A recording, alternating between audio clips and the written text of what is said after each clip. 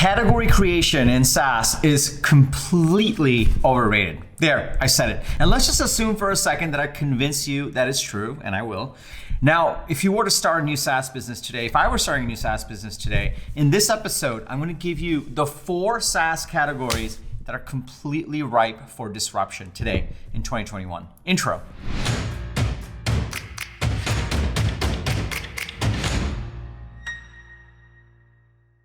What's up, everybody? Welcome to Unstoppable. I'm TK, and on this channel, I help SaaS founders like you grow your SaaS businesses faster with an unstoppable strategy. If you are new to the channel, be sure to hit the subscribe button and that bell icon. That way you will get notified every single time I drop an episode like this with the TK energy.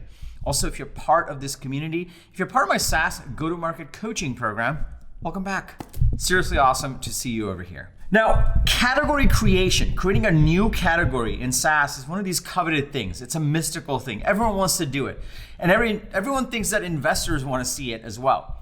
But here's the thing that I've realized recently.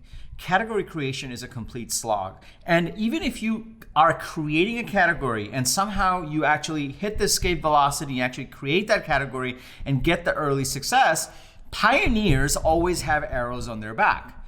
These days, there are lots of SaaS categories where it's going through enough of a cycle where there are actually existing categories that are ripe for disruption.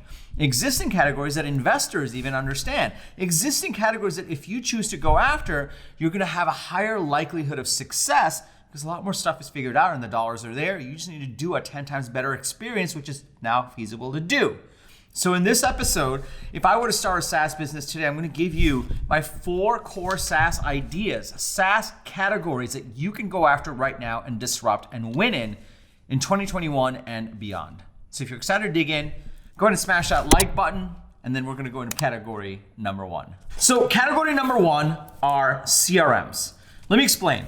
CRMs today are incredibly ripe for disruption because all the existing large CRM players are continuously trying to go up market. Salesforce, who started as CRMs and is the granddaddy of CRMs, isn't really a CRM company anymore. They don't even specialize that anymore. They don't even think about how to transform CRMs anymore. They're thinking about the 50 million other products that they've acquired and then they're not trying to sell. On top of that, if you think about HubSpot, which got into CRMs, which now is super focused on CRMs, their CRM is actually not that great. I mean, I use it, I recommend it, it's one of the best out there, but it's not that great when it comes to a CRM. Then you've got Pipedrive, which is now owned by Vista Private Equity, which means that not a lot of product and innovation is probably going to happen. They're going to be much more of a sales-driven model to grow it. It means that CRMs today, if you want to go after the top dog status of a CRM, of really reimagining how a CRM should work, how it should flow, how you can actually manage customer relationships, then you should go after this category. Because right now, if you were to start a CRM company, everyone understands what this category is. Everyone agrees that it's a shitty experience right now. And if you can dream up a better way to actually create a CRM and have a better experience, you're gonna be successful.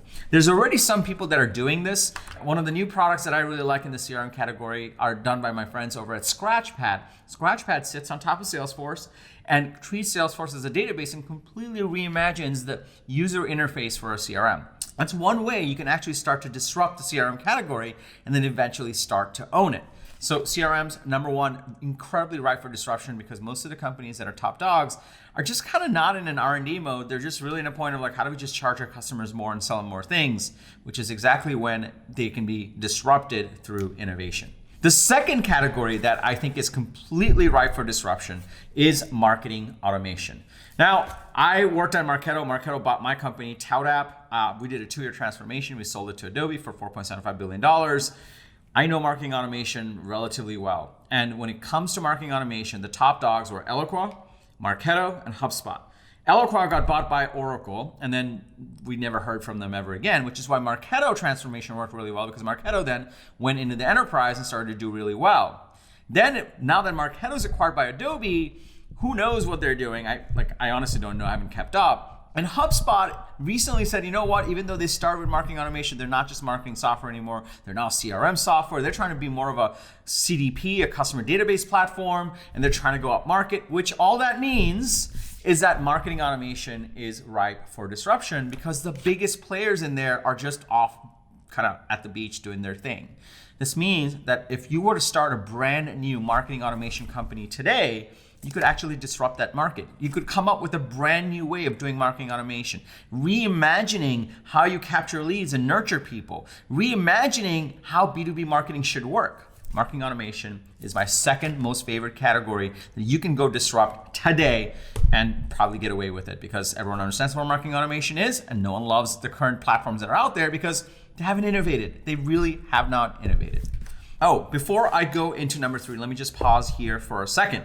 Are you starting to see the power in this? On one hand, you can try to go create a new category, go educate that market, convince people they need it, convince Forrester and Gartner that there should be a quadrant around it, convince investors that there's a real promise here, and then maybe get some success. And once you figure all that out, others can come in and you can have arrows on your back. Or you can go after some of these categories that have already gone through a cycle. There were winners, there were clear budget established, it's obviously needed, they got exited, now they're off, fat, happy on the beach, and now you can go create a new version of these in a whole new way.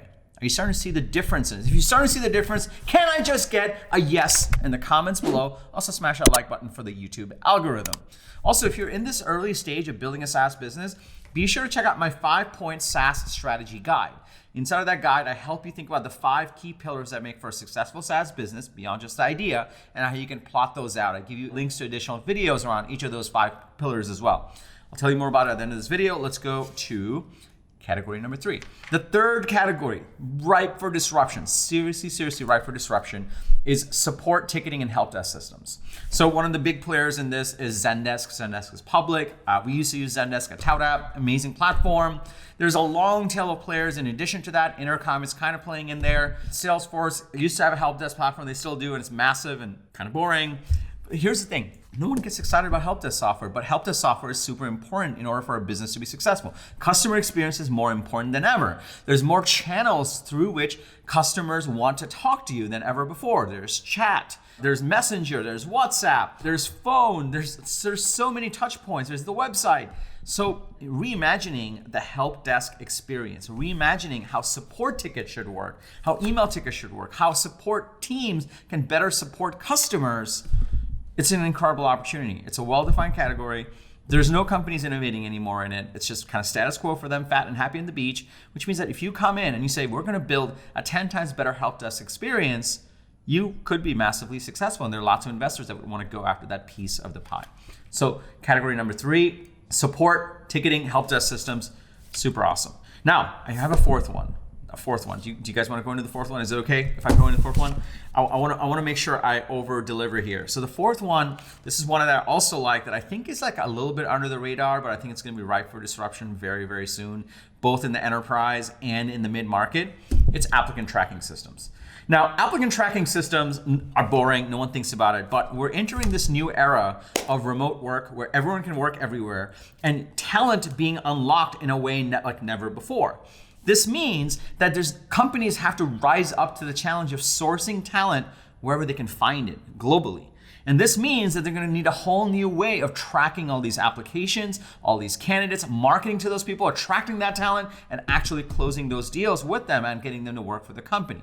This will require a whole new way of thinking about HR systems and applicant tracking systems, which means that they're ripe for disruption as well. Now, the big players in applicant tracking systems, you've got iCIMS on the enterprise side, you've got Greenhouse and Lever on the mid-market side, and there's a long tail in the small business side. All of them are cycling in one way, shape, or form. They're either private equity owned, or they are much larger, so they're not innovating as much, and they're trying to think about how to just like go after that market. So that means they're ripe for disruption, which means applicant tracking system is a huge way that you can go disrupt this market if you can reimagine how you can go after this. Now, these are my 4 hot categories, 4 hot SaaS ideas that you can go after today. Existing categories, well-defined, with budget that you can disrupt with better innovative experiences. Now, what does that look like? Well, that's up to you. How do you actually craft a better SaaS experience to actually say, you know what, the shitty CRM that you use that you don't even like using, you don't need to use that anymore. Ours is way better. Go check out Scratchpad. You'll get an idea of what that innovative experience looks like. Or you go into marketing automation and say, you know what, here's a whole new way of generating demand. Or you go into your help desks and say, help desks are horrible experiences. No one wants to be a number in a support ticket. We're going to have a whole new way of engaging this.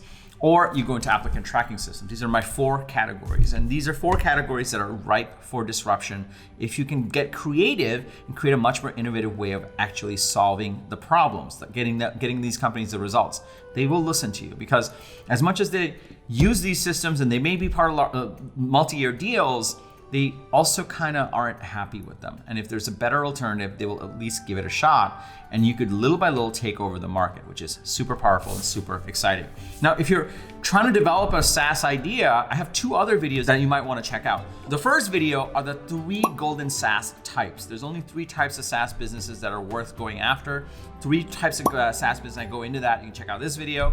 The other video I have are the big macro trends that exist, 2020 to 2025, or the next 5 years, big SaaS trends. You can check out that video over here. And the third video I have, I actually did a YouTube live on another way to find really great SaaS ideas is to look at startups that recently got Series B funding. To learn more about that strategy, you can check out this video over here. So 3 more videos to help you find even more great SaaS ideas, in addition to the 4 categories I talked through here on great SaaS categories that are ripe for disruption and also huge, massive TAMs.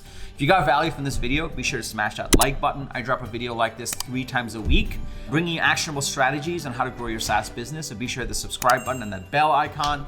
Oh, also, I have my 5-point SaaS growth strategy guide. You can download that below, or just go to the link, getunstoppable.com/strategy. You can download it there. And lastly, remember, everyone needs a strategy for their life and their business, but when you are with us, yours is going to be unstoppable. I'm TK. I'll see you in the next episode.